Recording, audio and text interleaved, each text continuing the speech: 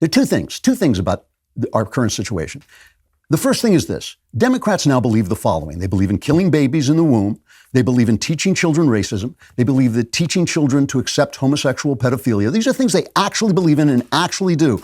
They believe in letting black people get killed by criminals, letting criminals off the hook so they can go into neighborhoods and kill more black people. They believe in silencing free speech and using corporations to do that.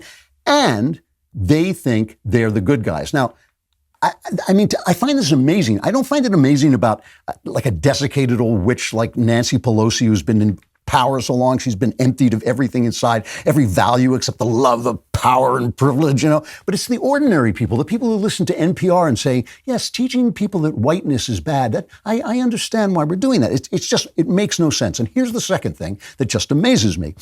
Democrat policies suck. They do not work. They have never worked. They get black people killed. They cover the streets with homeless people. They suppress the economy. They suppress energy production so that not only are we paying $110 at the gas pump for our gasoline, we're giving power to petrol tyrants like Russia and OPEC to push us around when we could be making our own stuff. They lose wars we've already won. They go into Iraq and they surrender a war we've already won. They just are awful, but people keep voting for them. You walk outside a city like San Francisco, once the most beautiful city in the world, the most beautiful city in the country, and it's a hellhole, and you think like, oh yeah, I'm going to keep voting for the people who do this. And they do. It's amazing. Even in New York, where they elected this guy, Eric Adams, who's a Democrat, but said he was going to be tough on crime because all the crime that Giuliani chased out and Bloomberg kept out has come sweeping back into the city. They elect this guy, Eric Adams. But in Manhattan, they elected another one of these stupid progressive DAs. So Eric Adams is not going to be able to do anything in Manhattan. They're still going to be letting people out without bail and all this. And the Democrats just keep voting for this garbage. So I put these two things together, that they're evil and they think they're the good guys and they convince people they're the good guys. And their policies suck and people keep voting for them. And I mean, even the fact, like I said, even the fact that the Democrat Glenn Youngkin won only by a couple of percentage points in Virginia is amazing to me. And the thing is, the reason I think this is because they have a moral approach. It's a satanic moral approach, but it is a moral approach. They tell people that the things they're doing are good. They tell people it's good to let criminals go free. This is good Marxist theory. It's not Marxist theory, but it's Marxist theory that crime is produced by society, so individuals shouldn't be punished for crime. We have to just fix the society, so we should let criminals go. They believe women should be as free in their sex lives as men. That's not the way the world is arranged. Women are not as free because women get pregnant. So they say, well, that's easy. We just kill the babies. That's the right thing to do. And people listen to NPR and they go, oh yeah, I get it. You kill the babies. I just shout my abortion. That's a good thing. They believe that everyone should be equal, so we should make no distinction between one kind of sexuality and another, even if it erases the lives of women, even if it tells little boys that they're supposed to service old creeps, which they're actually doing. So the only conclusion I can come to is that people vote for crappy Democrat crappiness because they've been convinced it's moral. People will follow a moral vision. I think it's because we know we're fallen creatures. We know we're not moral creatures, and we're so desperate to feel moral that we can be talked into voting for things that just on the basis of being told that they're moral and will make us moral. Now, let me compare this to the right. Last week, I went to a party at my son's house. It was a party celebrating the fact that my son, Spencer Klavan, no relation, who you know is gay, is now engaged to his boyfriend, whom we in the Daily Wire call Josh from Legal. Josh from Legal is the guy who comes in, a note comes in and says, Josh from Legal says, you can't call Nancy Pelosi a desiccated old hack because she'll sue you. We're all worried about Josh from Legal. So they are engaged. So I go to this party. And it's a really wild mix of people, right? Josh's relatives are there. They're all kind of down-home Americans from ex-urban and country Indiana around Illinois. And they come in and they're, real salt of the earth, Midwestern Americans. There are these kind of flighty gay guys who are kind of flittering in and out like it's a theater restaurant, It's like, darling, hello, how are you? And there are these kind of macho, conservative blowhards who are sitting out on the porch smoking cigars and talking about what makes a good woman a good woman. So, of course, that included me, and the cigars were great because Knowles brought them. So we're all there now. Now, I'm an artist, right? So I've been going to parties like this all my life. I have been going since the 1970s. I've been going to parties that are just full of all kinds of different people. They look like that scene at the Smuggler's Bar in Star Wars, right? Just all these different kinds of people. The only difference about this party is that they were all right-wing conservatives, all of them. I don't think there was one person there who was not a right-wing Republican conservative, right? Now, some of these conservatives believe that gay marriage is a bad thing. One or two of them, I happen to know, believe that gay marriage marks the end of Western civilization as we know it. And who knows, since Western civilization is obviously coming to an end, maybe that is why, who knows? But they showed up. They showed up because they love Spencer and Josh. And Spencer and Josh are incredibly lovable, and they showed up because they love them. And they think, yeah, this is a bad thing, but it's here, and so we accept it.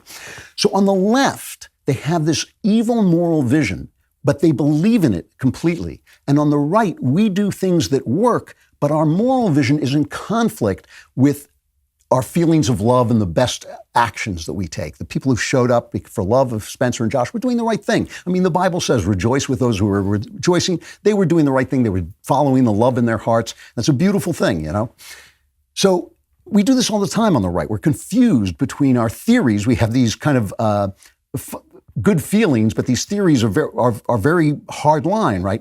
So we say identity politics is bad, but then we celebrate when a black guy is elected to a Republican position. We say, yeah, now we have a black guy too, We say transgenderism is absurd, but then we thump our chest and celebrate when formerly Bruce Jenner runs for governor as a Republican. We condemn homosexuality, but we love our Uncle Fred, who for some strange reason has never gotten married, right?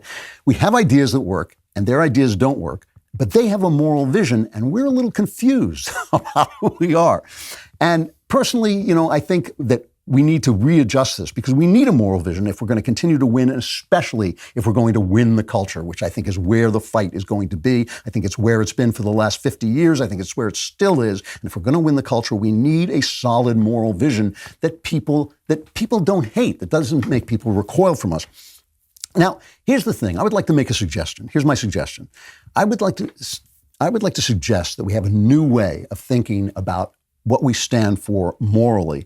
And instead of a vertical view of good versus evil, which I think the right talks about too much, I think we should have a linear view of centrality versus non-centrality. Now, there's such a thing as evil in the world. You don't have to write to me and say I believe there's no such thing as evil. I believe there's such a thing as evil. I think racism, like CRT, like, critical race theory, is evil. I think pedophilia is evil. I think killing a child in the womb or anywhere else is evil. I think allowing criminals free to drive by and shoot children in the neighborhood is evil, and I think evil has to be opposed. I think there is such a thing as evil.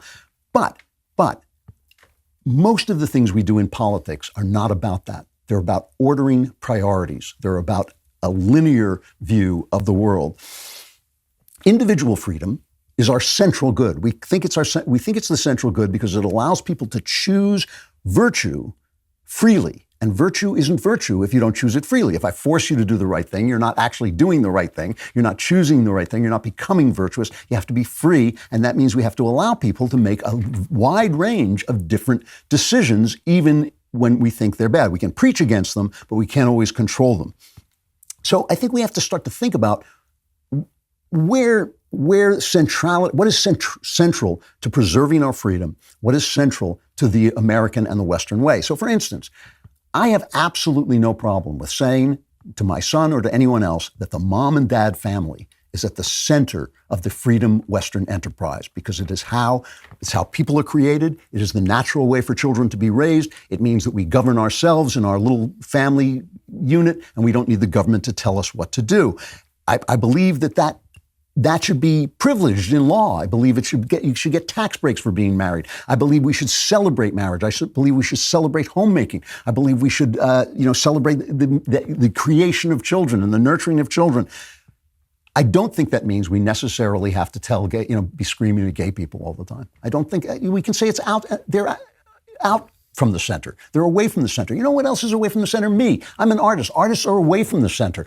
I live at the mercy and the grace of garbage men and carpenters and homemakers and all the people who build society. They can get along without me. If the garbage man disappears, you're going to miss him a lot earlier than you miss the novelist. but I hope I contribute something, and I hope they let me into the house they built. And I think we should let other kinds of people into the house that mom and dad built, but while preserving the mom and dad family. I mean, it's the same thing with God. I mean, God is central to the Western vision. Our rights are given by our Creator. There is no other valid argument for your rights but that they're given for God. But of course, that doesn't mean that we get rid of people who don't have that exact belief in God, and it doesn't mean we should get rid of atheists. But we should privilege God belief. And then Scalia said this: just because we can't pick a religion doesn't mean we can't privilege in law religion over non-belief. You know, there are three principles that we should build our vision on. The three principles are very, very simple.